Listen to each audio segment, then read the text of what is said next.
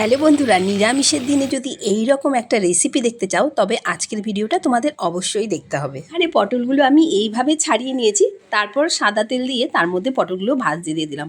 পটলগুলো দেখো একদম লাল লাল করে ভেজে নিয়েছি আর একদম নরমও হয়ে গেছে। তারপর পটলগুলো তুলে নিলাম।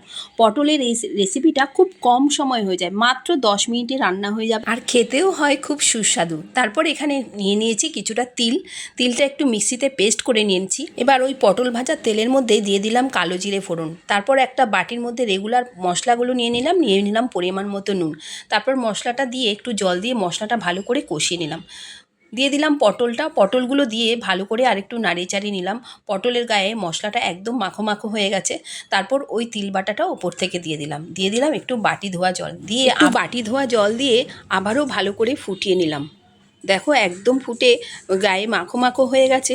তখনই দিয়ে দিলাম ওপর থেকে একটু চেরা কাঁচা লঙ্কা দিয়ে তারপর এক টুকরো মাখন দিয়ে নামিয়ে নিলাম। ব্যাস রেডি তেলেশ্বরী পটল।